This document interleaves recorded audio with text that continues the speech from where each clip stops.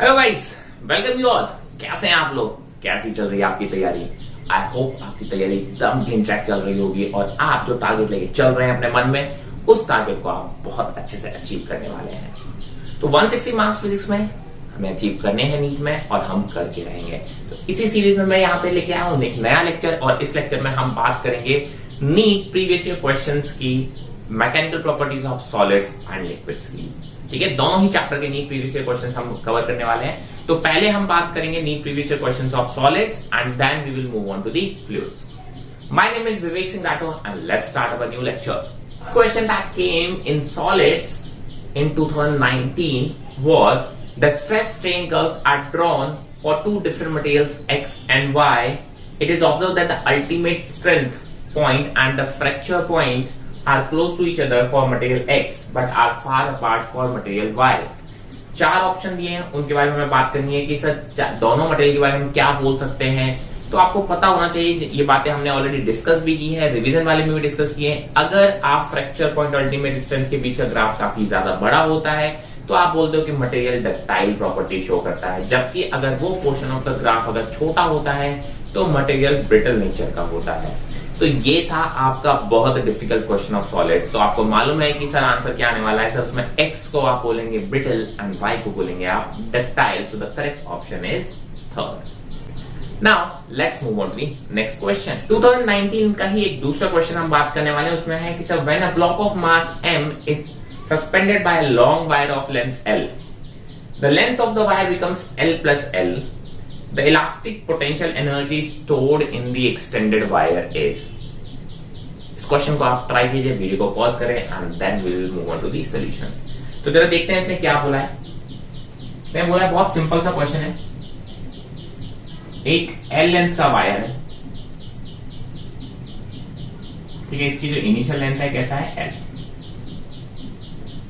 और आपने बोला कि सर इसका जो इसमें जो M मास है वो इस तरीके से हैंग किया गया है। ठीक है, if a block of mass M is suspended by wire of length L, इसने बोला जो न्यू लेंथ हो गई है वो न्यू लेंथ हो गई है L plus L, L final बोल सकते हैं L प्लस L। ठीक है, स्मॉल L बोल रखा है उसने। तो आपने बोला कि सर मुझे डेल्टा L बताना है कि सर डेल्टा L जो आया था, ठीक है, वो कितना हो गया, बोलोगे L। आपको फाइनल करनी है कि इसमें इलास्टिक पोटेंशियल एनर्जी कितनी स्टोर होगी।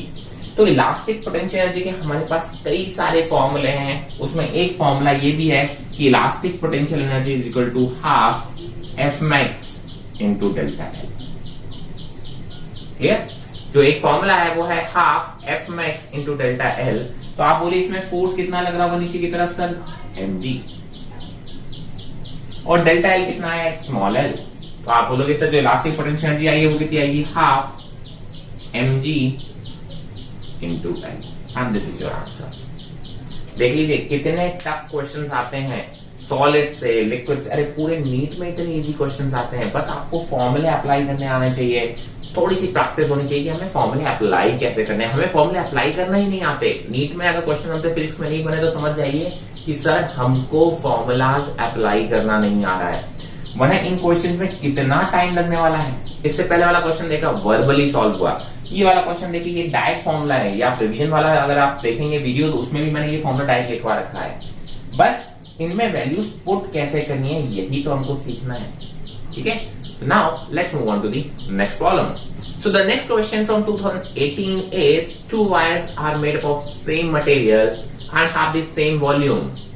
The first have cross-sectional area capital A and the second wire has cross-sectional area 3A. If the length of the first wire is increased by delta L, on applying a force F, how much force is needed to stretch the second wire by the same amount?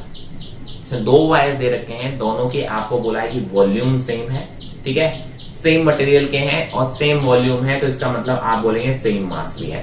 ठीक है, the first wire has cross sectional area A and the second wire has cross sectional area 3A। उसने बोला कि अगर पहले को हम F force लगाते हैं, the length of the first wire increase by delta L on applying a force F, तो आपको बताना है कि सेकंड वाले को हम कैसे करेंगे। मैंने कहा जरा फिगर बना लो उसका। आपने बोला कि सर ये एक वायर है और ये दूसरा वायर है,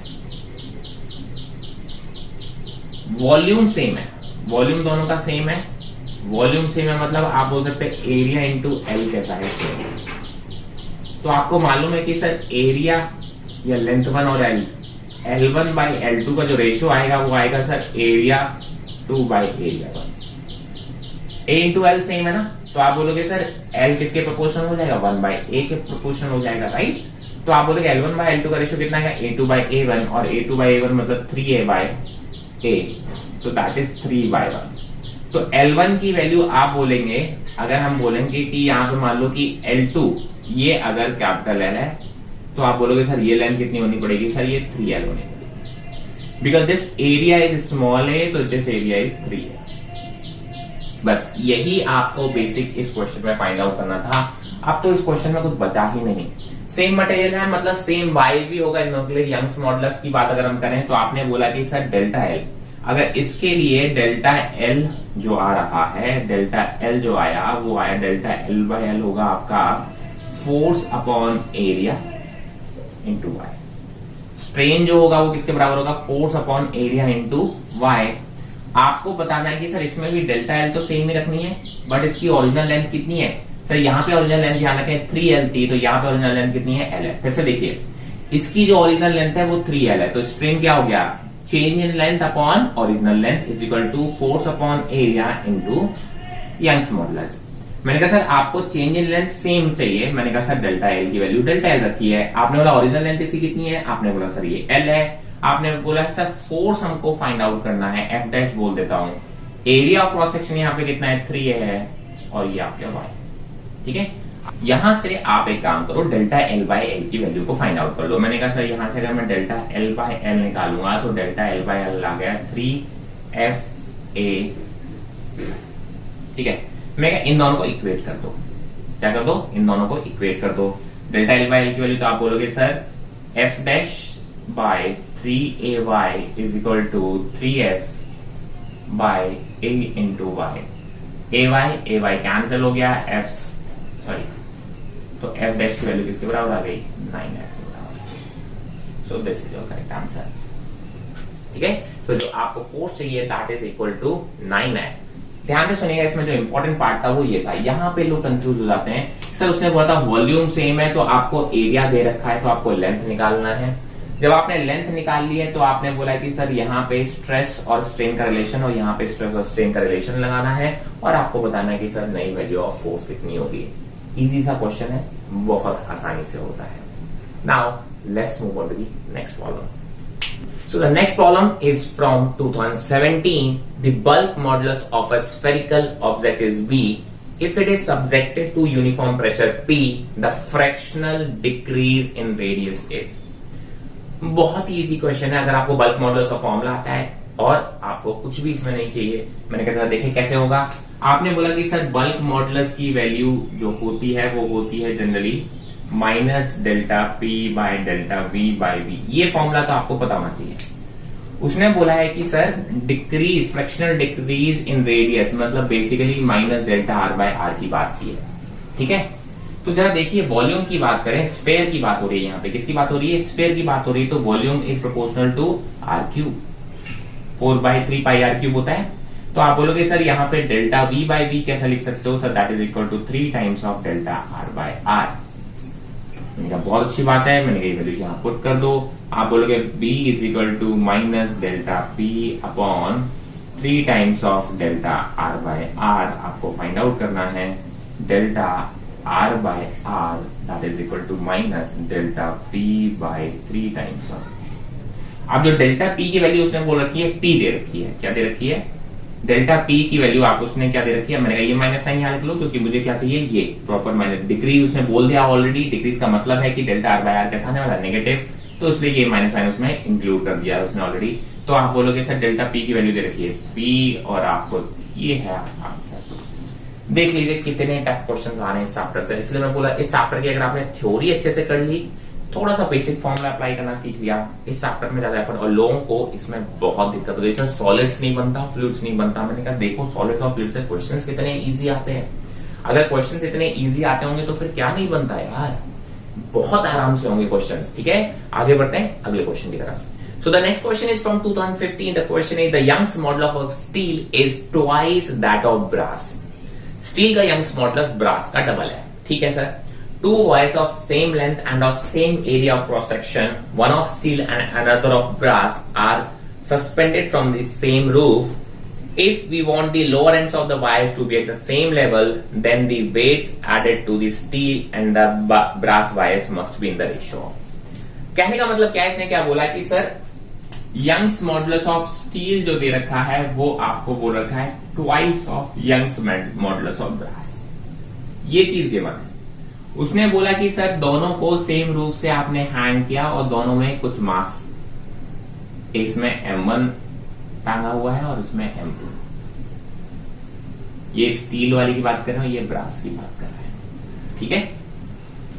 अब इसने क्या बोला है कि सर दोनों को सेम लेंथ से इंक्रीज करानी है, दोनों की लेंथ में क्या इंक्रीज करना है, सेम से। अगर आप देखेंगे लाइन का we on the lower end of the wires to be at the same level, initial length दोनों की सेम है तो, और लोअर एंड भी आप बोलते हैं फाइनल भी सेम रहे, इसका मतलब डेल्टा एल भी कैसा है, दोनों में सेम आए। मैंने कहा अगर डेल्टा एल सेम आए तो आपको बताना कि M1 और M2 का रेशो कितना होगा, ठीक है। मैंने कहा बहुत इजी है। मैंने कहा इसमें डेल्टा एल की बात करो तो डेल्टा एल जो आने वाला है वो क्या आएगा, डेल्टा एल आएगा original length into force, force यहां पे कौन लगा है M1 into G upon area of cross section into Young's modulus of steel,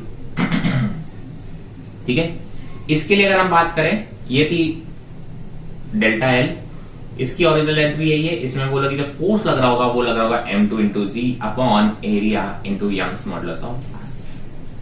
अब आपने बोला ये दोनों कैसे हैं, सेम है।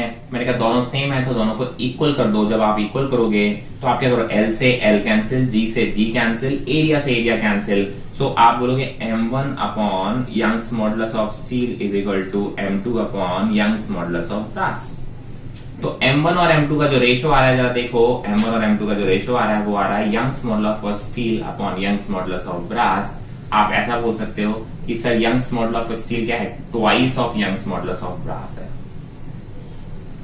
सो बेसिकली कैंसिल करोगे तो आप बोलोगे ये रेशो कितना आएगा, 2:1 and that is your answer. So this is how difficult this question is. इतने डिफिकल्ट क्वेश्चंस अगर नीट में आएंगे तो कैसे बनेंगे, सही बात है ना। अरे भैया सिर्फ और सिर्फ फॉर्मूला अप्लाई करना सीख लो, बेसिक क्वेश्चंस आते हैं। कितने बार मैं आपको बोल रहा हूँ ये चैप्टर बहुत इजी होता है और लोगों को सॉलिड्स एंड लिक्विड्स में बहुत इशू होता है। मैं कहता हूँ सर थ्योरी पढ़ लो, फॉर्मूला सीख लो, अप्लाई करना सीख लो, बहुत बेसिक क्वेश्चंस आते हैं। अगर इतने टफ क्वेश्चंस में भी आप अटकेंगे तो फिर कैसे बात बनेगी।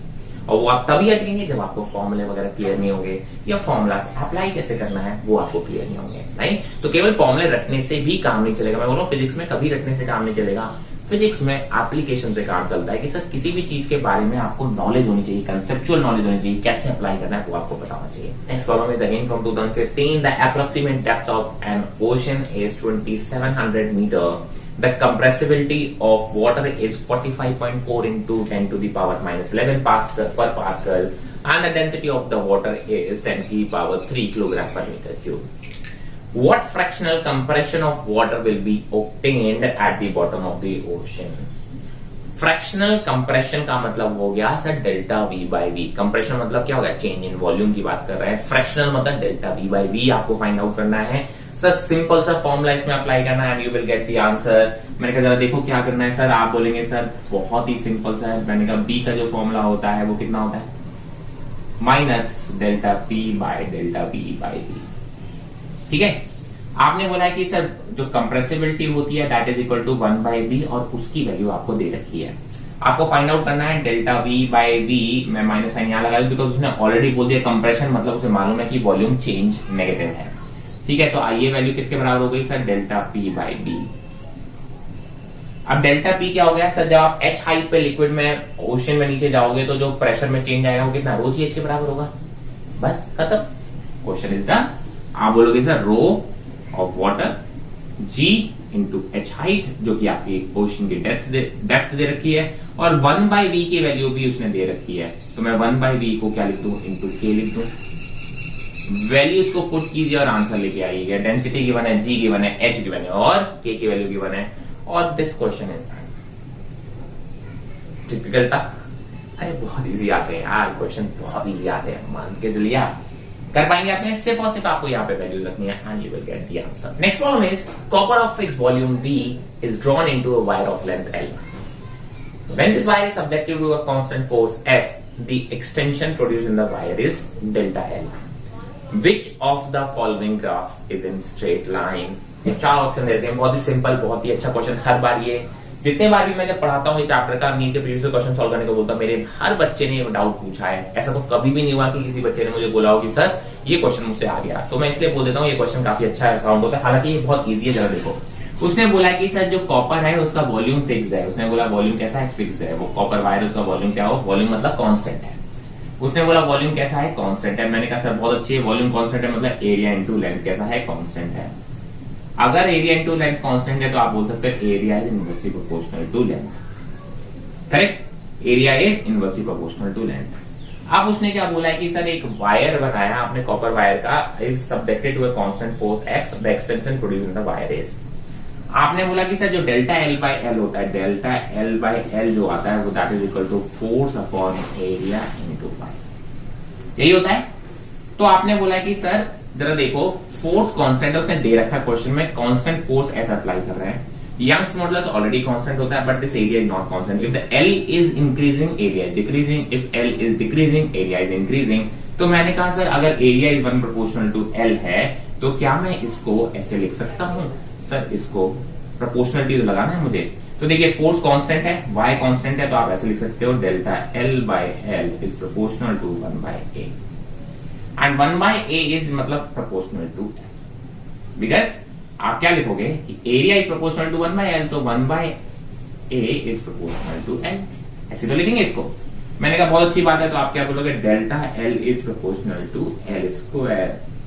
अब आप बोलोगे कि डेल्टा एल को अगर मैं y मान लूं और एल स्क्वायर को अगर x मान लूं, एल स्क्वायर को x मान लूं, तो आप बोलोगे सर डायरेक्टली प्रोपोर्शनल का रिलेशन आ रहा है। जहां डायरेक्टली प्रोपोर्शनल का रिलेशन आता है वहीं स्ट्रेट लाइन बनता है, y और x में स्ट्रेट लाइन बनता है। ठीक है, अगर मैं बोलूं डेल्टा एल और एल में अगर आप बनाओगे तो वो स्ट्रेट लाइन नहीं होगा, तो वो पैराबोलिक बनेगा। उसने बोला डेल्टा एल और एल स्क्वायर में अगर आप ग्राफ बनाओगे तो वो स्ट्रेट लाइन होगा। यहाँ पे समझ के रखिए, राइट। आप बोलते हो कि y is proportional to x, ये बनता है स्ट्रेट लाइन, तो y क्या होना चाहिए यहाँ पे डेल्टा एल और x यहाँ पे क्या हो एल स्क्वायर हो, तब आपका ये स्ट्रेट लाइन बनेगा। एंड इस हिसाब से जो ऑप्शन आएगा वो ऑप्शन होगा सेकेंड। ठीक है, अच्छा क्वेश्चन था, लेकिन देखिए अगर आपको बनता है तो वो 3 लाइन में सॉल्व हो गया।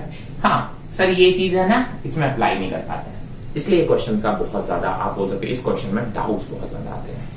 Yes, I hope now this is very clear. So the next problem is the following 4 wires of length L and radius R are made up of the same material. Which of these will have the largest extension when the same tension is applied? 4 option है, आपको 4 option को solve करके देखना पड़ता है इस question में, और कोई ऑप्शन नहीं है। उसने बोला कि सर फॉलोइंग 4 वायर्स, उनकी लेंथ दे रखी है और उनकी रेडियस दे रखी है, are made up of the same material. ठीक है, बहुत अच्छी बात है। आपने बोला which of these will have the largest extension.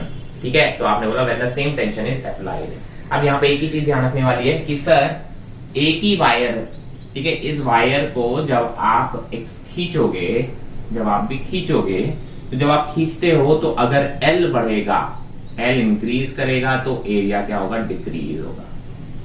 क्योंकि इसमें कोई एक्स्ट्रा मटेरियल हम ऐड नहीं कर रहे या इस मटेरियल में से हम कहीं लेके नहीं जा रहे हैं, तो आप कह सकते हो कि जो वॉल्यूम होगा वो कैसा होगा, कांस्टेंट होगा।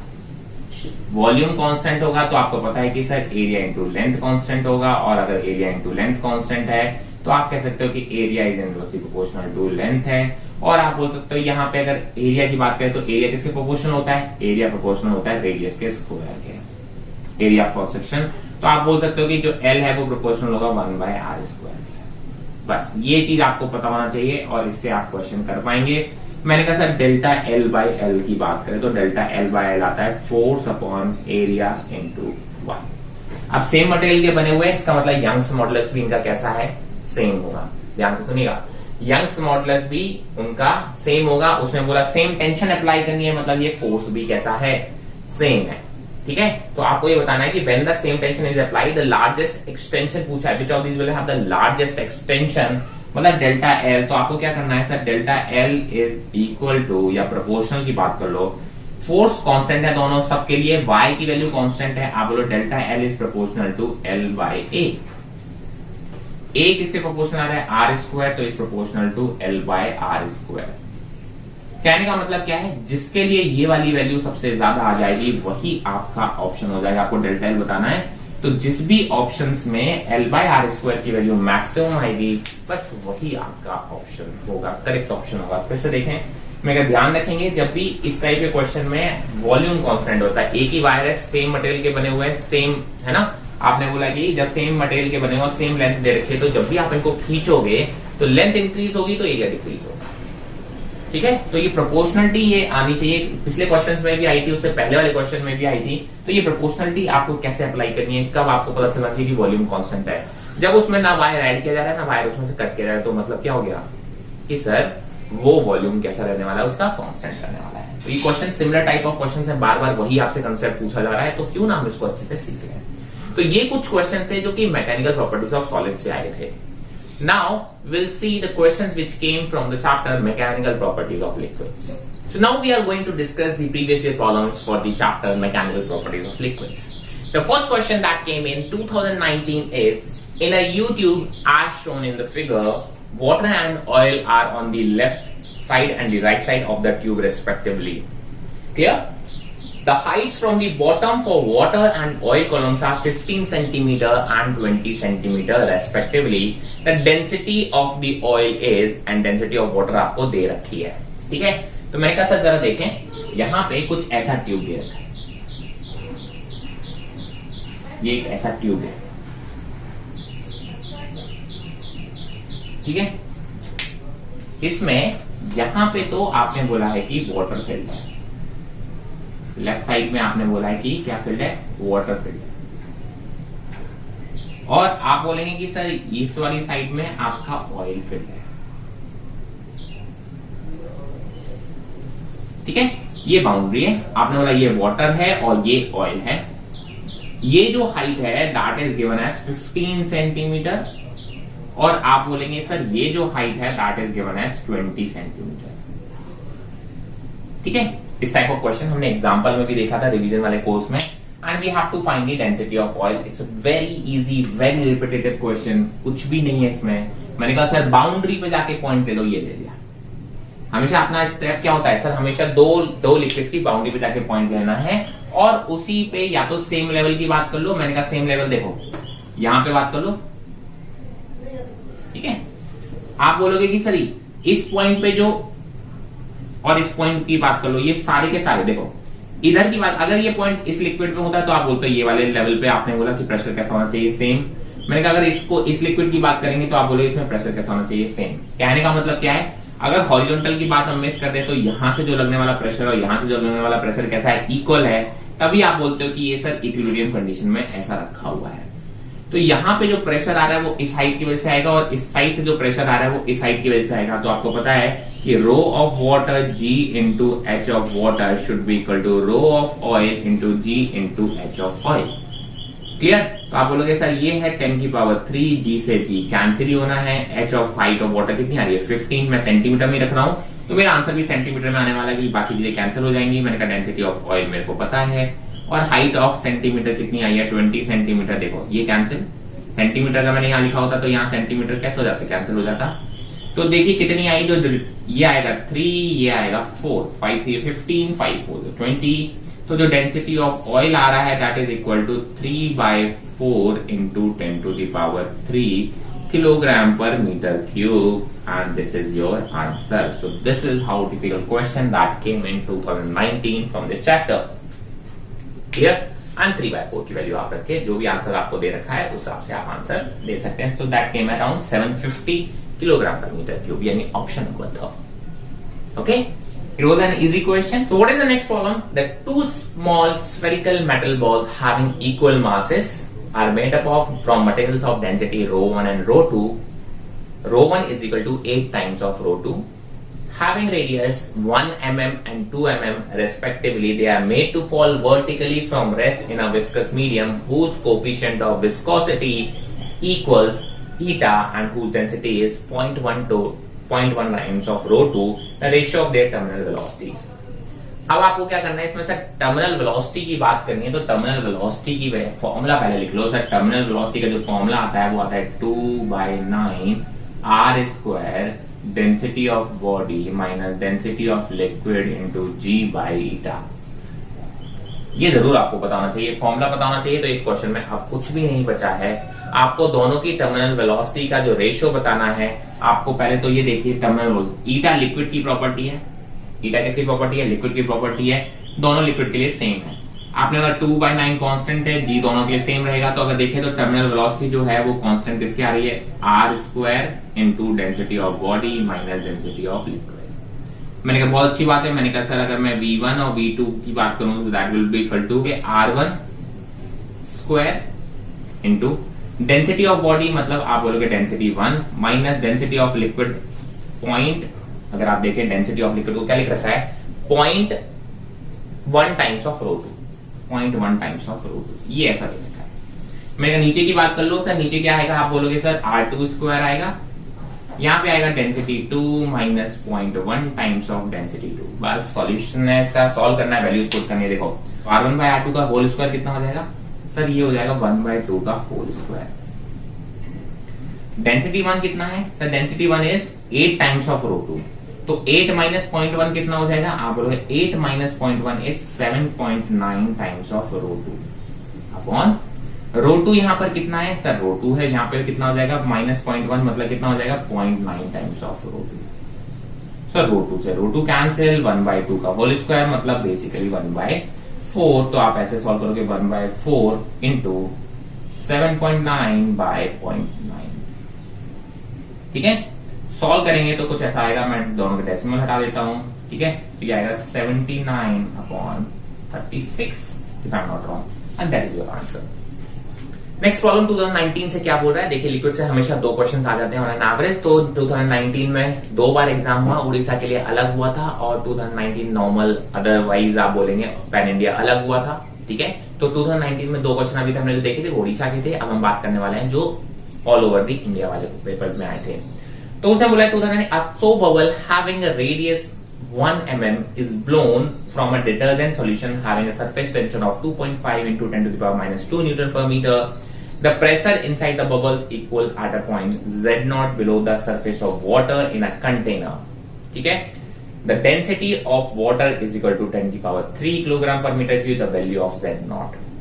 ये है बेसिकली एक्सेस प्रेशर का क्वेश्चन, और उसमें आपने एक लिक्विड प्रेशर को ऐड कर दिया है। तो बहुत ही सिंपल सा क्वेश्चन है। जरा क्वेश्चन को समझ लेते हैं, क्वेश्चन बोलना कैसा आता है। उसने बोला है क्वेश्चन में कि सर एक ये सोप बबल है, इसका रेडियस दे रखा है, ठीक है, इसका रेडियस दे रखा है, इसकी सरफेस टेंशन दे रखा है। इसने बोला इसके अंदर का जो प्रेशर है P इनसाइड, इसमें जो है that is nothing but the, अगर हम एक कंटेनर में जो फ्री सरफेस है वाटर का, उसमें Z0 हाइट पर जो प्रेशर होगा, Z0 डेप्थ पर जो प्रेशर होगा, वो उसका प्रेशर की बात कर लो, या फिर आप इसके अंदर के प्रेशर की बात कर लो, आप क्या बोलोगे, दोनों इक्वल होंगे। मेरे कहा बहुत अच्छी बात है। यहाँ पे अंदर प्रेशर क्या होता है, मुझे एक्सेस प्रेशर पता है, P inside minus outside, outside क्या होगा, atmospheric pressure, that is soap bubble है, तो ये 4T/R आएगा, ध्यान रखेंगे। सरफेस टेंशन 2T/R मतलब देना 4T/R। ये जो P इनसाइड यहां से आएगा, P इनसाइड जो आएगा that is equal to P0 plus 4T/R, 4T/R, that is equal to the pressure at this point, that is P0 plus ρg into Z0, ठीक है। ये आपको कंडीशन दे रखी है। मैंने कहा सर P0 से P0 कैंसिल हो गया, 4T/R, 4 पता है, टेंशन पता है, रेडियस पता है, रो डेंसिटी है वाटर की, जी है, और आप बोलते हैं Z0 आपको फाइंड आउट करना है। सर वैल्यूज को पुट करना है और आपको क्वेश्चन का आंसर लेके आना है। इसमें बस कंसेप्ट अगर क्वेश्चन समझ में आ गया कि सर इसके अंदर का जो प्रेशर होगा दैट इज दी प्रेशर, जो कि एक कंटेनर में Z0 डेप्थ पर एक कोई प्रेशर होगा, वहां से उसको इक्वेट करना था। अगर ये चीज आपको क्लियरली समझ में आ गया तो फिर इस क्वेश्चन में कुछ भी नहीं बचता, इस क्वेश्चन की जान ही खत्म हो जाती है। ये क्वेश्चन था आपका 2019 में। मैं फिर से बोल रहा हूँ, बहुत सिंपल क्वेश्चंस आते हैं, कोई बहुत ज्यादा डिफिकल्ट नहीं आते, ना बहुत ज्यादा कैलकुलेशन करनी आती। कंसेप्ट अगर आपको पता है, एक्सेस प्रेशर क्या होता है, इनसाइड प्रेशर क्या होता है, आउटसाइड प्रेशर क्या होता है, कंसेप्चुअल फॉर्मूले अप्लाई कैसे करने हैं, कब आपको 4T/R लेना है, कब 2T/R लेना है, बस ये छोटी छोटी बातों का ध्यान रखेंगे तो आप क्वेश्चन बड़े आराम से कर पाएंगे। नेक्स्ट प्रॉब्लम है अगेन 2019 से। उसने बोला a small hole of area of cross section 2 mm square is present near the bottom of a fully filled open tank of height 2 meter. Taking G equal to 10 meter per second square, the rate of flow of water through the open hole would be nearly. आपको क्या बोला गया है कि sir rate of flow बताना है। देखिए answer जरा देखिए ऑप्शन में, रेट ऑफ फ्लो, कुछ लोग उसको वेलोसिटी ऑफ एफ्लक्स से कंफ्यूज हो जाते हैं, ध्यान रखेंगे। कुछ लोग रेट ऑफ फ्लो को वेलोसिटी ऑफ एफ्लक्स से कंफ्यूज हो जाएंगे और वो वेलोसिटी ऑफ एफ्लक्स निकाल देंगे, ठीक है। बट वो वेलोसिटी ऑफ एफ्लक्स नहीं पूछ रहा है, उसने rate of flow of liquid पूछा है, मतलब वॉल्यूम फ्लोइंग पर सेकंड पूछा है। आप चाहें तो इनके ऑप्शंस को चेक कीजिए, सबकी यूनिट देखिए, मीटर क्यूब पर सेकंड दे रखा है, मीटर पर सेकंड नहीं दे रखा है, बस ये एक छोटी सी गलती बच्चों ने की होगी। अदरवाइज हम देखते हैं, मैंने rate of flow of liquid, rate of flow of liquid जो क्यू से रिप्रेजेंट होता है जनरली वो एरिया इंटू वेलोसिटी होता है। क्या होता है? Area into velocity. किसी भी पॉइंट पे अगर आपको एरिया क्रॉस सेक्शन पता है और वहां से लिक्विड का फ्लो आपको पता है, उसकी स्पीड पता है, तो आप बोलोगे sir area into V. This is rate of flow of liquid that we have already discuss multiple times in our revision as well. आपने बोला सर वी किसके बराबर होगा? एरिया ऑफ क्रॉस सेक्शन दे रखा है, मैंने कहा हाँ सर दे रखा है। वी की वैल्यू देखिए, वेलोसिटी ऑफ एफ्लक्स की बात करें तो √2 हो जाएगा। एरिया की वैल्यू दे रखी है 2mm स्क्वायर, राइट, 2 इंटू 10⁻³ का होल स्क्वायर, ध्यान रखेंगे, ठीक है। 2mm स्क्वायर मतलब 2 इंटू 10⁻³ का होल स्क्वायर, √2। जी की वैल्यू रखनी है 10 और h की वैल्यू कितनी दे रखी है सर? h की वैल्यू दे रखी है आपको 2 मीटर, ठीक है। सॉल्व कर लीजिए and you will get the answer 2। यहां से 2 एक और बाहर आएगा इंटू 10⁻⁻6 और ये आएगा √10, ठीक है। वैल्यूज जो भी आपके ऑप्शन दे रखे हैं सर, ऑप्शन में आपको डेफिनेटली सॉल्व करना पड़ेगा। √10 को आप नियर बाय 3.14 करके सॉल्व कर सकते हैं, राइट। नियर बाय 3.14 आप रखेंगे तो यहाँ पे 4 आएगा, 4 इंटू 3 लगभग 12 के करीब आएगा, 12 पॉइंट समथिंग इंटू 10⁻⁻6, ऐसा कोई ऑप्शन दिख रहा है? ये सब पहला ही ऑप्शन ऐसा है and that will be your answer. या थोड़ा अप्रोक्सीमेट कैलकुलेशन हम इस तरीके से कर सकते हैं। अगर हमारे ऑप्शंस काफी अलग अलग हैं तो हम कहेंगे सर मेरा जो ऑप्शन आएगा वो लगभग 12 पॉइंट समथिंग इंटू 10⁻⁻6 है, यही मेरा आंसर है। और आप देखेंगे ये मेरा फर्स्ट ऑप्शन मैच कर रहा है। Clear? Next question is from 2018। The question is a small sphere of radius r falls from rest in a viscous fluid. As a result, heat is produced due to viscous force. The rate of production of heat, ठीक है, rate of production of heat का मतलब Q by T, dQ by dt. When the sphere attains its terminal velocity is proportional to. अब आप जरा देखिए उसने क्या बोला है। एक स्फेयर है, उस स्फेयर को आपने एक विस्कस फ्लूइड में रेस्ट से छोड़ा है, ठीक है। As a result heat is produce due to viscous force. जैसे जैसे वो मूव करना स्टार्ट करेगा नीचे की तरफ, आप क्या बोलोगे कि सर उसमें फोर्स ऑफ फ्रिक्शन, जो विस्कस फोर्स है, उसकी वजह से हीट प्रोड्यूस होगी। और उस हीट प्रोड्यूस का जो आपका रेट ऑफ प्रोडक्शन है उसकी बात आपको करनी है, यानी dQ by dt की बात करनी है। और वो भी कब? जब उसकी जो वेलोसिटी है, जब उसकी वेलोसिटी कितनी हो गई होगी सर? टर्मिनल वेलोसिटी उसने अचीव कर दी होगी, ठीक है। तो मैंने कहा बहुत अच्छी बात है, कर लेते हैं। मैंने कहा कोई बहुत rate of production of heat, इसी को बस थोड़ा सा ध्यान रखना कि rate of production of heat क्या होता है। बेसिकली हीट अपॉन टाइम, तो आप उसको पावर बोल सकते हो। Rate of production of heat,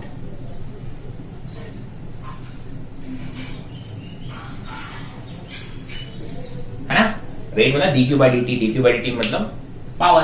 तो यही तो आपको फाइंड आउट करना है, पावर की तो बात करनी है। तो मैंने कहा पावर क्या होगा? पावर वो भी कब? जब उसकी वेलोसिटी टर्मिनल वेलोसिटी के बराबर होगी। तो मैंने कहा इंस्टेंटेनियस पावर किसके बराबर होता है? F इंटू वी लिख दे हम डायरेक्टली, करेक्ट। तो आप क्या बोलोगे सर? मैग्नीट्यूड वाइज आप क्या लिख सकते हो? Power is equal to F into V. At that instant पूछा ना, जब उसकी टर्मिनल वेलोसिटी अचीव हो गई है, तो इंस्टेंटेनियस की बात हो रही है, राइट। आप बोलोगे फोर्स कितना होता है? 6 pi eta R into V into V, ठीक है। आप बोल सकते हो कि sir 6 pi eta R into V square, और वी कौन सा? टर्मिनल वेलोसिटी का स्क्वायर।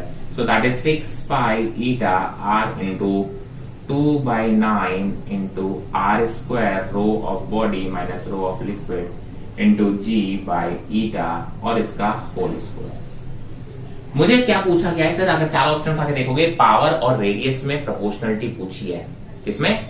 पावर और रेडियस में आपसे प्रोपोर्शनलिटी पूछी है। तो आप बोल देंगे बहुत से, बहुत, मैंने कहा सर बाकी चीजें तो आप कांस्टेंट है, ये सारी चीजें मुझे कांस्टेंट दिख रही है। यहाँ पे केवल और केवल आप बोलेंगे आर की बात करें तो देखो पावर इज प्रोपोर्शनल टू, यहाँ पे आर की पावर 1 है, या आर स्क्वायर का स्क्वायर मतलब आर की पावर 4, तो ये पावर की जो प्रोपोर्शनलिटी आ रही है वो आर की पावर 5 पे आ रही है। सिंपल बट अच्छा क्वेश्चन लोगों से नहीं बनता है इस टाइप का क्वेश्चन, राइट? क्योंकि उसने आपको घुमा दिया है, उसने rate of production of heat बोल दिया, डायरेक्टली पावर नहीं पूछा, घुमा दिया, पावर वाले फॉर्मूला यूज करा लिया इसमें, इंस्टेंटेनियस पावर वाला, राइट? और टर्मिनल वेलोसिटी भी यूज करा ली, और ये फोर्स स्टेफन आप बोल सकते हो कि फोर्स भी, स्टोक्स लॉ भी आपको इसमें यूज करा लिया, राइट? तो सारी चीजें उसने यूज करा ली है, एक छोटी सी प्रॉब्लम है, इसलिए बोलता हूं ये अच्छा क्वेश्चन है, कंसेप्चुअल क्वेश्चन है। फॉर्मूले रटते जाओ, सर टर्मिनल वेलोसिटी का फॉर्मूला पता है? हाँ सर पता है। इंस्टेंटेनियस पावर का पता है? हाँ पता है।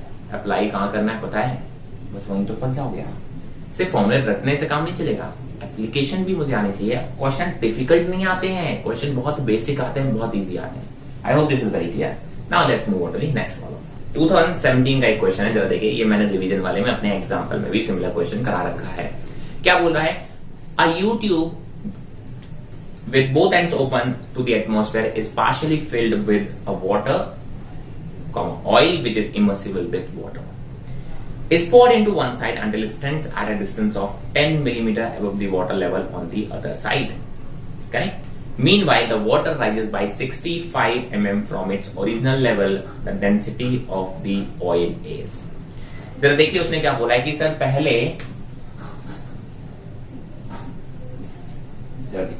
पहले केवल इसमें वाटर था, इसमें क्या था? पहले केवल वाटर था। आपने बोला कि वाटर कुछ ऐसे था, ये वाटर था। अब इसमें जब इसने ऑयल को पोर किया है तो उसने क्या बोला है कि ये जो हाइट थी इससे 65, ओरिजिनल से 65 ऊपर चला गया है।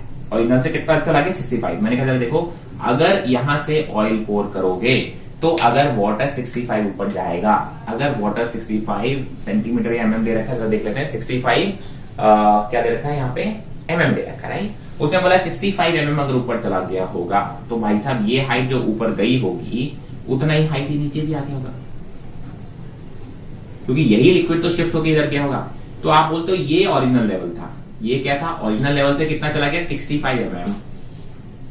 बट अब यहां पे कौन फिल हो गया होगा? सर ऑयल आ गया होगा, ऑयल कुछ ऐसे फिल होगा, ठीक है? तो आप बोलोगे ये वाली हाइट भी कितनी होगी? सर ये वाली भी हाइट कितनी होगी? 65 एमएम होगी। बस इस क्वेश्चन की यही जान थी, ओरिजिनल लेवल से 65 एमएम वाटर ऊपर चला गया, बट आप बोलोगे यहाँ पे जो वाटर का लेवल है नीचे भी तो कितना चला गया होगा? 65 एमएम, ठीक है? तो आप बोलोगे जो बाउंड्री है, बाउंड्री से आप हाइट निकालोगे तो कुछ ऐसे होगी।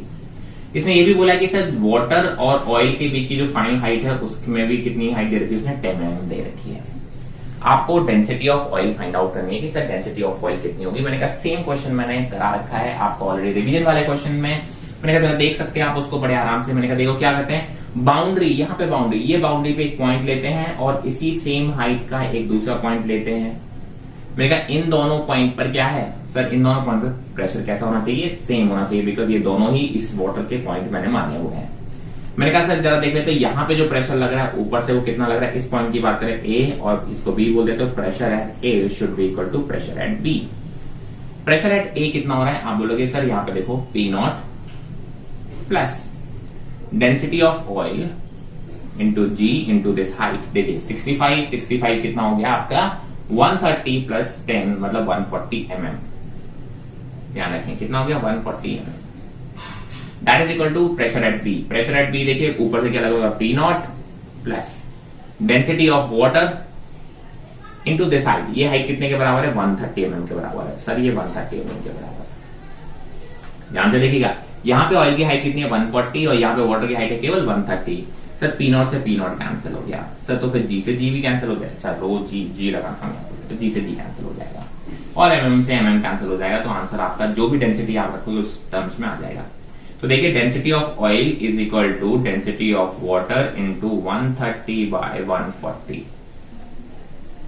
ठीक है, डेंसिटी ऑफ वाटर आपके options kilogram per metre cube में है, तो मैं इसको 10 की पावर 3 रख देता हूं और इंटू 13 बाय 14 सॉल्व करेंगे एंड आप आंसर लेके आएंगे। तो आप देखेंगे ये क्वांटिटी 1 से थोड़ी छोटी होगी, मतलब 1000 से थोड़ी सी छोटी की वैल्यू की बात करेंगे तो कौन सी दिख रही है आपको? सर वो है 928। दिस इज ऑलमोस्ट देखिए 1, ऑलमोस्ट 1 से थोड़ा छोटा है। ये कितना है? 1000। तो 1 से थोड़ा छोटा इंटू 1000 कितना जाएगा? 1000 से थोड़ा छोटा, that is 928 kilogram per metre cube is your correct answer. तो देखिए वही क्वेश्चन जो हमने रिवीजन में भी कर रखे हैं, वो स्टैंडर्ड क्वेश्चन है, वही बार बार उसी टाइप के क्वेश्चन आ जाते हैं। सेम क्वेश्चन अभी आपने थोड़ी देर पहले भी एक दूसरे पार्ट में देखा था, उसी तरीके का क्वेश्चन ये आ गया है। ठीक है, next problem is from 2016। Let's see what is the problem. A rectangular film of liquid is extended from 4 centimetre into 2 centimetre to 5 centimetre into 4 centimetre. If the work done is 3 into 10 to the power minus 4 joule, the value of the surface tension of the liquid is। very simple question, direct formula apply करेंगे और आप solution आप लिख आएंगे। Work done equal to होता है surface tension into change in surface area. Correct. इसमें बस ये ध्यान रखिए, फिल्म की बात कर रहे हैं। फिल्म में कितने सरफेस एरिया होते हैं? 2 सरफेस एरिया होते हैं। कितने सरफेस एरिया होते हैं? 2 सरफेस एरिया होते हैं। तो इस फॉर्मूले में हम यहाँ पे या तो डेल्टा ए को 2 बार काउंट करें, या मैं डायरेक्टली यहाँ पे ट्वाइस लिखे दे रहा हूं। बस एरिया में चेंज आप निकाल पाएंगे। मैंने कहा एरिया पहले कुछ दे रखा है 4 सेंटीमीटर इंटू 2 सेंटीमीटर और फिर दे रखा है 5 सेंटीमीटर इंटू 4 सेंटीमीटर। तो एरिया 1 है 5 इंटू 2 और एरिया 2 है 4 इंटू 2 है, सॉरी इनिशियल, और आप बोलोगे 5 इंटू 4। तो एरिया 1 पता है, एरिया 2 पता है, वर्क डन पता है, टेंशन आपको फाइंड आउट करनी है। वैल्यूज पुट करेंगे और आंसर लेके आएंगे। मैं आपको डेल्टा ए समझ है ना, फाइनल माइनस इनिशियल। ठीक है, आप क्या बोलोगे? Final minus initial is delta A. Work done आपको पता है, टेंशन की वैल्यू आप पुट करेंगे एंड आप अपना आंसर लेके आएंगे। मैं इसमें वैल्यूज पुट नहीं कर रहा हूं, आप बड़े आप इसको कर पाएंगे। And we will move on to the next problem. Next question is very basic but बहुत ही कंसेप्चुअल क्वेश्चन है, हर किसी से नहीं बनता है। मैंने कहा देखिए क्वेश्चन को पढ़ते हैं। क्या बोलते हैं? 3 लिक्विड्स ऑफ डेंसिटी ρ1 ρ2 एंड ρ3 और उनमें रिलेशन दे रखा है having the same value of surface tension. उनकी सबकी सरफेस टेंशन कैसी है? सेम है, बस डेंसिटीज अलग अलग हैं। Rise to the same height in the 3 identical capillaries. Capillary मैंने कहा आजकल हॉट टॉपिक हो रखा है, कैपिलरी से क्वेश्चन आते हैं। The angles of contact θ1 θ2 and θ3 obey. आपको बताया ना कि ये सर इसमें क्या रिलेशन होगा। तो जरा देखो, राइज हो रही है, इसका मतलब थीटा की जो वैल्यू है तीनों के लिए वो लेस देन 90 डिग्री होंगी, मतलब एक्यूट एंगल होगा। इसमें तो कोई दो राय नहीं है। ठीक है, पहली चीज। इसमें क्या बोला, जरा हाइट का फॉर्मूला अगर आप बोलेंगे तो हाइट होता है 2s cos theta upon r into rho into G. ये फॉर्मूला होता है। सरफेस टेंशन सबके लिए, सरफेस टेंशन को कुछ लोग s से नोट करते हैं, कुछ t से। मैंने कहा सरफेस टेंशन सबके लिए सेम रखा है। ठीक है, रेडियस कैपिलरी की बात है, सेम कैपिलरी की बात करें तो रेडियस ऑफ द कैपिलरी भी सेम होगा। जी आपका कैसा है सर? जी आपका बेसिकली क्या है कि सर जी की वैल्यू भी आप बोलेंगे कि सर सेम होगी सबके लिए। और उन्होंने ये भी बोला है कि sir to the same height, मतलब एच भी सेम है। तो आप ये कह सकते हो कि ये देखिए सारी चीजें कॉन्स्टेंट हटा दो तो रो जो है वो rho is proportional to cos theta. Density is proportional to cos theta. तो आप बोलोगे कॉस थीटा 1, अगर डेंसिटी की बात करोगे राइट, तो आप बोलोगे डेंसिटी हमको मालूम है ρ1 is greater than ρ2 is greater than ρ3। तो cos theta 1 is greater than cos theta 2 is greater than cos theta 3। ये रिलेशन आ गया मेरे पास, क्योंकि ये देखिए डेंसिटी किसके प्रोपोर्शनल है? cos से। फिर से देखिए t कांस्टेंट है, h कांस्टेंट है, r कांस्टेंट, g कांस्टेंट है, रो को चले जाओगे तो रो किसके प्रोपोर्शनल आ रहा है? cos थीटा के। और आपको पता है ρ1 ρ2 ρ3 में रिलेशन है, तो cos थीटा 1 थीटा 2 और थीटा में ये रिलेशन आ गया।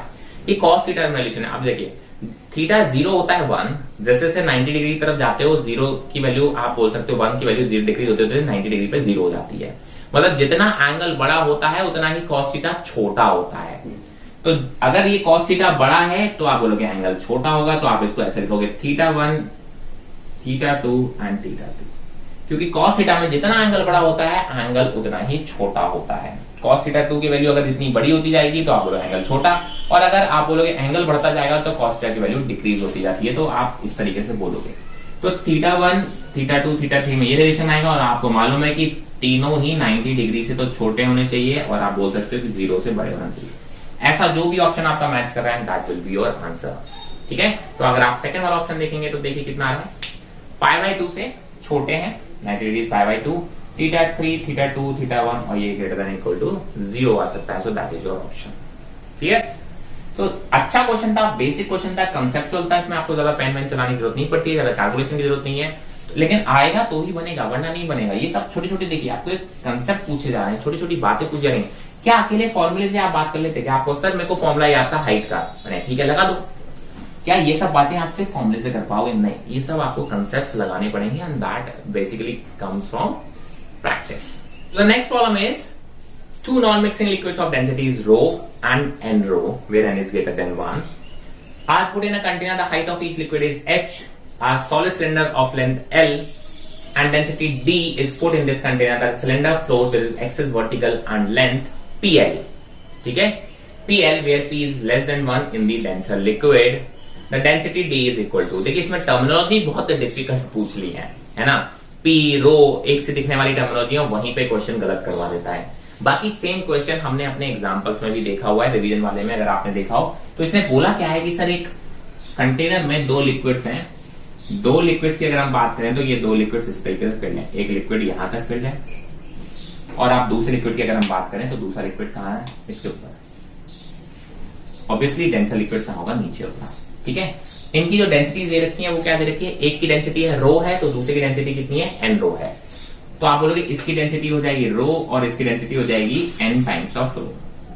इसमें एक सिलेंडर को आपने इस तरीके से कर, ठीक है, इस सिलेंडर का जो डायमीटर दे रखा है, ठीक है, आपने बोला डेंसिटी दे रखी है डी और जो लेंथ दे रखी है एल, और सच दैट की इसमें जो लेंथ है that is P into L, तो बाकी बची कितनी हो जाएगी sir, L minus P L.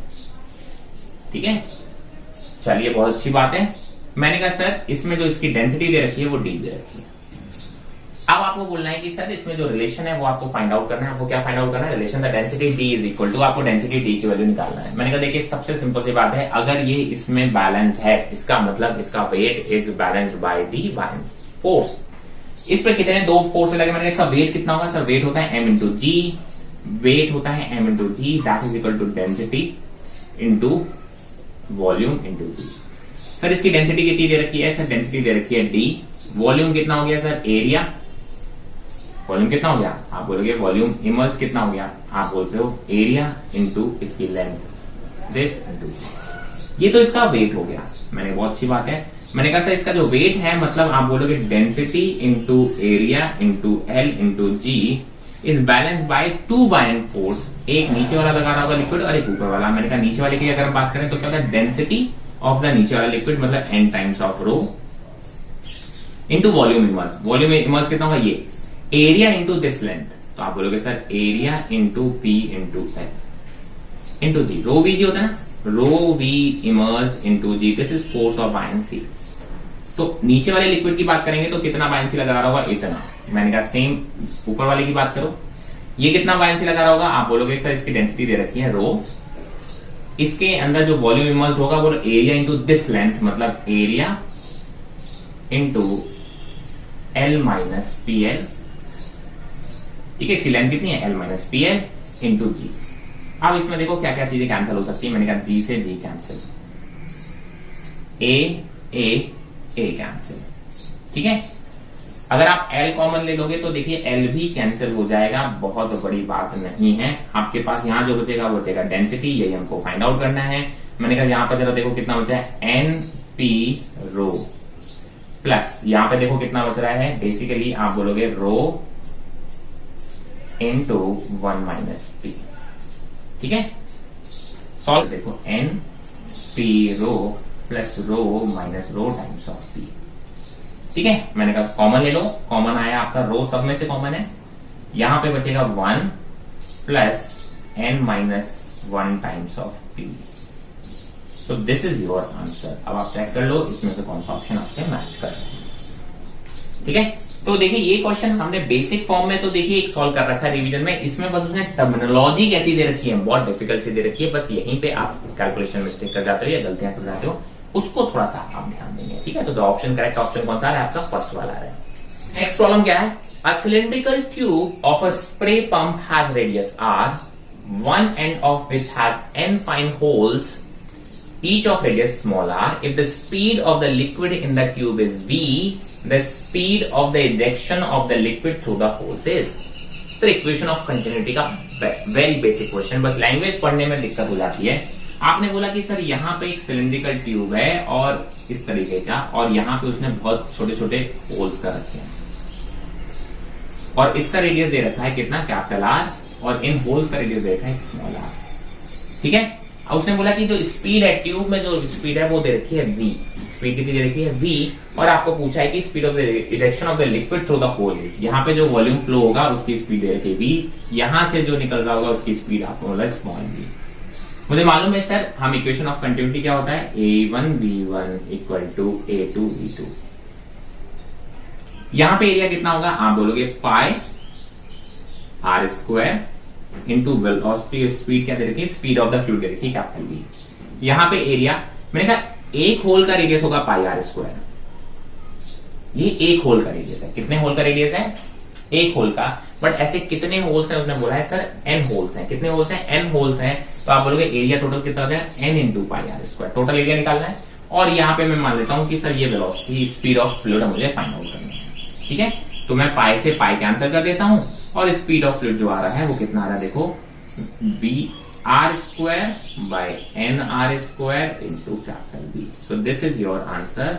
The speed of fluid from the holes आ रहा है, हर एक होल से कितनी स्पीड से फ्लूइड निकल रहा होगा, वो निकल रहा होगा इस स्पीड से, R square by N into R square into capital B. कौन सा ऑप्शन मैच कर रहा है आपका मैच कर रहा है option number third. Easy question था, इक्वेशन ऑफ कंटिन्यूटी का डायरेक्ट क्वेश्चन था। बट देखिए यहाँ पे छोटी छोटी बातें हैं जो बच्चों से मिस हो जाती हैं। बस यहीं पे फिगर बना लोगे तो काफी हद तक क्लियर हो जाता है। कुछ लोग उसको बिना फिगर बनाए क्लियर करने की कोशिश करते हैं, तो कहीं ना कहीं छोटी मोटी मिस्टेक कर देते हैं। The next problem is water rises to a height h in a capillary tube, ठीक है। If the length of the capillary tube at the surface of the water is made less than h। अब देखिए अगर h height तक किसी capillary में कोई liquid rise करता है और अगर कैपिलरी की ट्यूब उतनी हाइट की बना ही नहीं जाएगी, क्या नहीं की जाए, बना ही नहीं दी जाए, तो आप क्या बोलोगे कि सर वो लिक्विड बाहर नहीं आएगा, वो टॉपमोस्ट लिक्विड, टॉपमोस्ट जो आपका पॉइंट है वहां तक पहुंच जाएगा, ठीक है। तो उसने बोला कि जरा देखो इसमें कुछ ऑप्शन दे रखे हैं कि water does not rise at all, no it will rise up, water rise up to the tip of the capillary tube and then start overflowing like a fountain. No, it will not overflow like a fountain. Third है water rise up to the top of the capillary tube and stay there without overflowing. Yes, it will happen. जब भी आपकी capillary की height कम होती है तो आप बोलते हैं लिक्विड कभी ओवरफ्लो नहीं करता है ना, वो लिक्विड हमेशा टॉप मोस्ट हाइट पे जाके बैलेंस आउट कर लेता है। And water rise up to a point a little below the top and stays there, no it will rise to the top most point, ठीक है। So the correct option is third. And ये theoretical question direct आ गया था, conceptual आपको जो पता होना चाहिए, ठीक है। ये 2015 का क्वेश्चन है। Next question is again very easy one. A wind with speed 40 metre per second blows parallel to the roof of a house. The area of the roof is 250 meters square. Assuming that the pressure inside the house is atmospheric pressure, the force exerted by the wind out of the roof on the roof and the direction of the force will be. Pressure in the air is 1.2 kilogram per metre cube. Bernoulli का बहुत ही एक simple सा application, मैंने कहा ये roof है, क्या ये रूफ है, ठीक है। इस रूफ के ऊपर हवा चल रही है, विंड चल रही है काफी तेजी से, और नीचे एकदम ये क्लोज्ड है। नीचे तो केवल क्या है, एटमॉस्फेरिक प्रेशर है। कितना है यहाँ पे, केवल और केवल एटमॉस्फेरिक प्रेशर है। और ऊपर आप बोलते हो कि यहाँ पे कुछ v स्पीड से फ्लो कर रहा है। आपको पता है ये चीज बर्नौली थ्योरम की, अगर सेम हाइट की बात करते थे तो p plus half rho V square को हम कांस्टेंट मानते थे। इसका मतलब p हम कैसे बोलते थे कि सर p अगर इंक्रीज करते हो तो v डिक्रीज होता है। जहां पे स्पीड ऑफ विंड ज्यादा होगी वहां पे प्रेशर कम होगा, जहां पे प्रेशर ज्यादा होगा वहां पे स्पीड कम होगी लिक्विड के फ्लो की, राइट। अगर सेम हाइट के ऑलमोस्ट लेवल की बात कर रहे हैं, ठीक है, क्योंकि वहां पे आप बोलेंगे तो देखिए, तो स्पीड ऑफ एयर कहां ज्यादा होगी, ऊपर। अगर स्पीड ऑफ ऊपर ज्यादा होगी तो आप बोलोगे ऊपर प्रेशर कैसा होगा, कम होगा, ठीक है। तो अगर ऊपर स्पीड ज्यादा होगी तो ऊपर प्रेशर कम होगा, तो आप बोलेंगे सर जहां प्रेशर कम होगा तो प्रेशर फोर्स कितना लग रहा होगा, नीचे से ऊपर की तरफ। यहाँ पे प्रेशर ज्यादा है तो आप बोलोगे इस रूफ पे फोर्स कितना लग रहा होगा, नीचे से ऊपर की तरफ। ये चीज तो बहुत क्लियर हो गई, ठीक है। मैंने कहा बाकी आप बर्नौली थ्योरम लगा दो दोनों साइड। मैंने कहा यहाँ पे प्रेशर मैंने P1 मान लिया, कितना मान लिया, P1 मान लिया। और यहाँ पे आपको पता है विंड की स्पीड कितनी मान लेनी है, 0। यहाँ तो कोई विंड है ही नहीं। मैंने इक्वेट कर दो, P1 plus half rho V, है ना, यहाँ पे V square is equal to यहाँ पे प्रेशर कितना है, P0 प्लस हाफ, वेलोसिटी तो 0 है तो आप लोगे 0। आपको क्या फाइंड आउट करना है सर, आपको फाइंड आउट करना है फोर्स। तो मैंने कहा सर अगर मुझे ये पता चल जाएगा फोर्स कितना लग रहा है तो आप बोलोगे इन दोनों के प्रेशर के डिफरेंस है ना।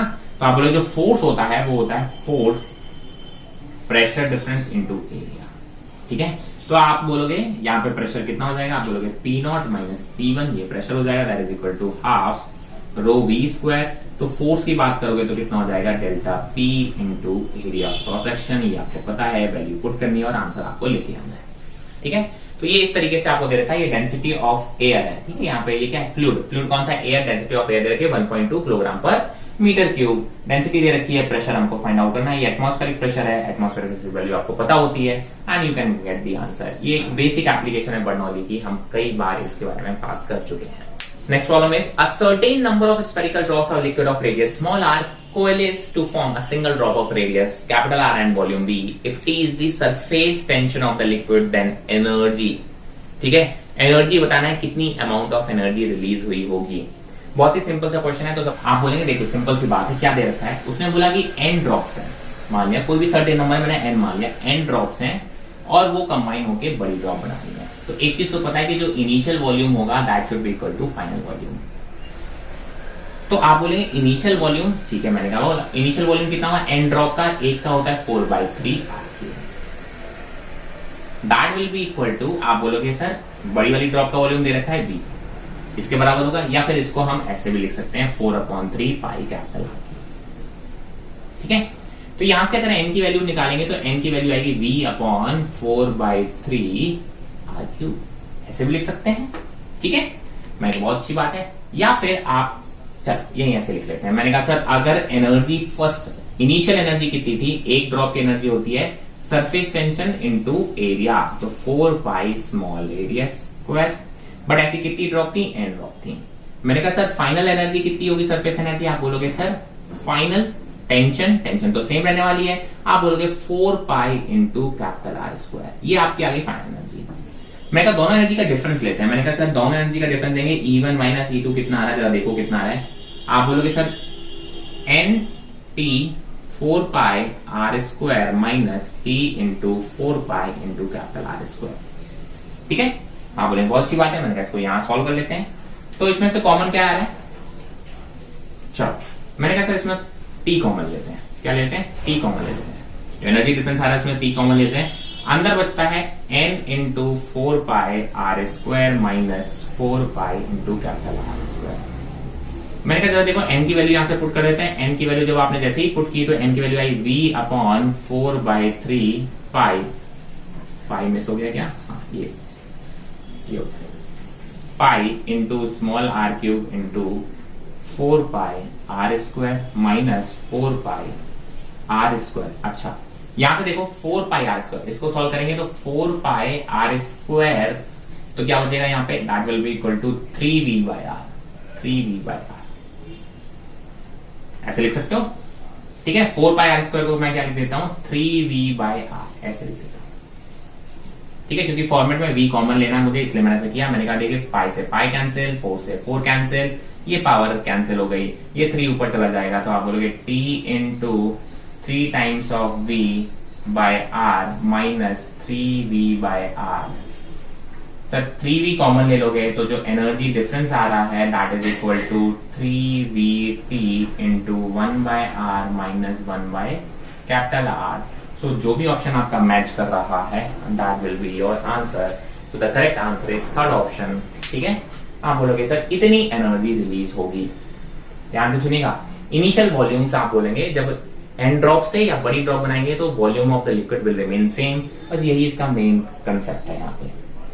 वहां से हम निकाल लेंगे, मैंने कहा एनर्जी तो निकालना होता है, सरफेस एनर्जी क्या होती है, सरफेस टेंशन इनटू एरिया, एक ड्रॉप का इतना होगा तो n ड्रॉप का इतना हो जाएगा, ऐसे ही आप बोलोगे बड़ी वाली ड्रॉप का जो एनर्जी होगा वो इतना हो जाएगा, दोनों एनर्जी में डिफरेंस ही तो होगा, या तो रिलीज होगी या एब्जॉर्ब होगी, है ना। तो आपने कहा इतनी अमाउंट ऑफ एनर्जी इसमें से रिलीज होगी।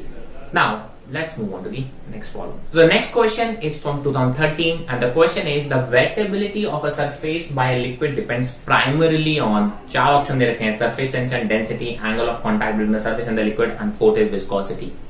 ये जो कोई सरफेस वेट होगा लिक्विड के द्वारा कि नहीं होगा, ये किस पे डिपेंड करता है सर, ये इनकी कोहेसिव और एडिसिव प्रॉपर्टीज पे डिपेंड करता है, मतलब ये लिक्विड की सरफेस टेंशन पे डिपेंड करता है।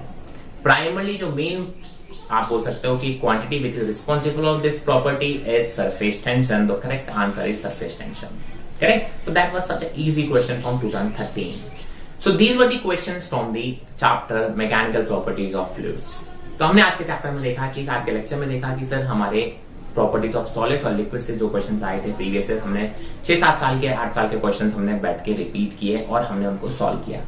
तो आपने देखा होगा क्वेश्चन बहुत इजी आए हैं, कोई भी बहुत डिफिकल्ट कंसेप्ट नहीं आया है, सिंपल सिंपल क्वेश्चंस हैं, प्रैक्टिस चाहिए। मैंने कहा अगर इन क्वेश्चन को भी आपने अच्छे से प्रैक्टिस कर लिया तो आई होप कि सर आपसे जो नेक्स्ट क्वेश्चन आने वाले हैं नीट में इन चैप्टर से वो बड़े आराम से हो जाएंगे।